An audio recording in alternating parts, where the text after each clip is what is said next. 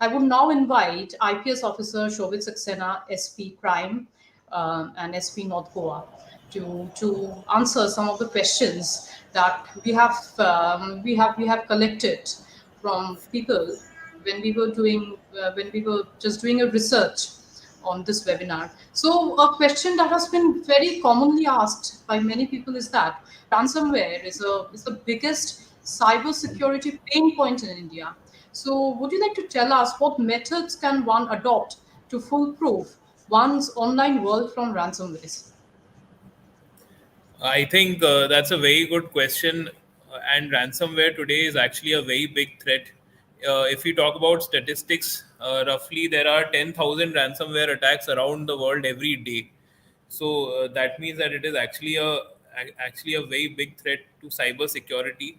What ransomware actually targets is your information, and they will either target individuals or they will target corporates. So just like Mr.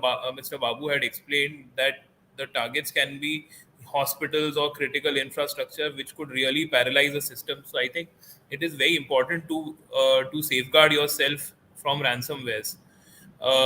So what can you do? The simple thing to do is you just have to be alert, and you have to take certain basic precautions. For all cybercrime, I believe that you have to take basic precautions to safeguard yourself. Like what you can do is don't open attachments in emails which you do not know of.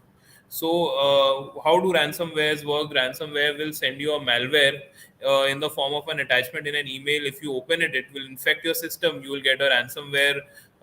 You will get a ransomware call where they'll ask you for money. So, the first thing you should never do is don't open attachments from unverified emails. Don't use USB sticks which you don't know of, because USB sticks again can carry malware.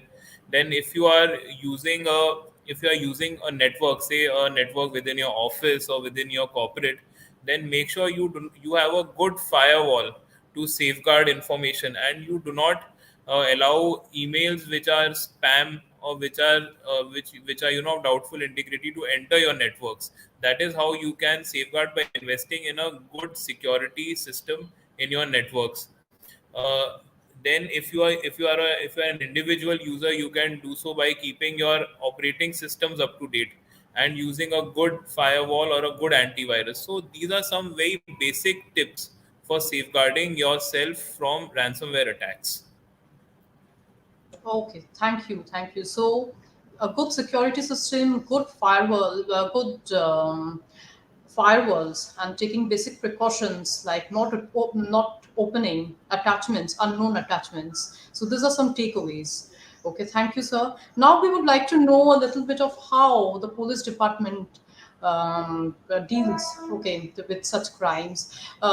There's a question that many a times it is seen that the IP address of the crime doer is in some other state other than the victim's place. In that case, the cybercrime victim, please tell us into which state, the police of which state should the cybercrime victim approach? And in this connection, you can throw some light on the interstate coordination for tackling cybercrimes. I'll take the first question first, which is what can a person do who realizes that who has just been cheated online. So I think the first reaction that we as the police officers see is that a person gets panicky the moment he comes to know that he has lost some money from his bank account. They panic. So what do you do? The first thing I think you should do is you should report it on 1930. 1930 or cybercrime.gov.in. So when you report, the moment you report, uh, there is a log that such and such phone number or such and such account number is being used for cyber fraud. What happens in the backend at 1930 is that they take all this information and they relay this information so that further transactions or further phone calls from such numbers can be barred.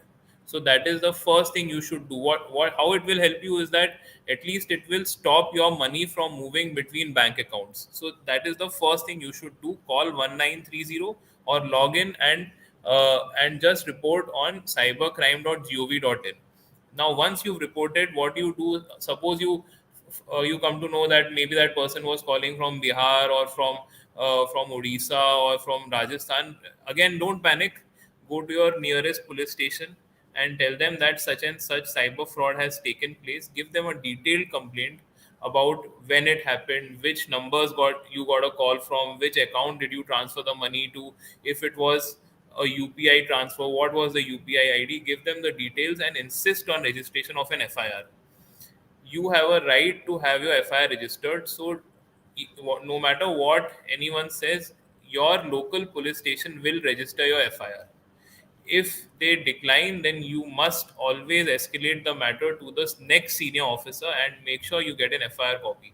How will this help you? This will help you in a very simple way. Suppose you have reported and you have an FIR in hand, and you go to the bank saying that, see, I have been defrauded, I have reported it, I have an FIR. The banks also have a robust system by which they can return your money. So the most important thing is that you will report and you will get an FIR and you will get your money back. And the police investigation will carry on in the background. So there are basically two aspects that a person is looking for: to get the money back, or and to get the culprits caught. So you can get the money back by approaching your bank with the documents, and and the police can investigate the case. Now coming to the second part, what if during investigation it is found that the IP addresses are from a different state? That does not matter really, because in Goa we have seen especially that all the cases are of different states. But we have a very close coordination with all state police.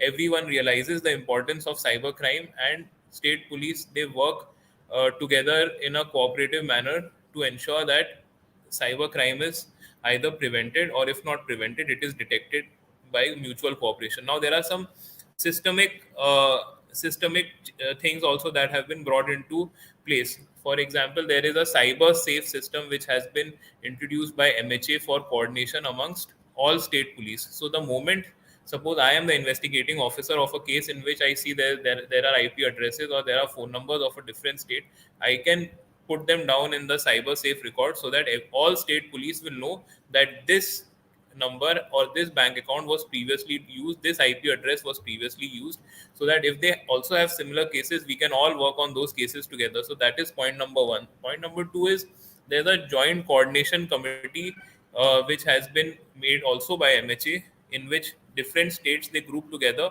and they talk to each other about cybercrime detection. Each state then has a nodal officer. Nodal officers talk amongst themselves, so that if there are and all, suppose I have detected a case today, I have arrested someone from, say, Jamtara, which is infamous for cybercrime, and I put the details in the joint coordination group, then everyone will come to know that this person has been caught, and if they have any linkages, all the cases pertaining to that person will be detected. So there's a robust mechanism for coordination. So the moment you report your cybercrime, the police gets into action, the banks get into action, and today it is the priority for all law enforcement and banking organizations to ensure A, that money is returned, and B, that the culprits are caught. So you should report. 1930 is the first number you should go to. Thank you.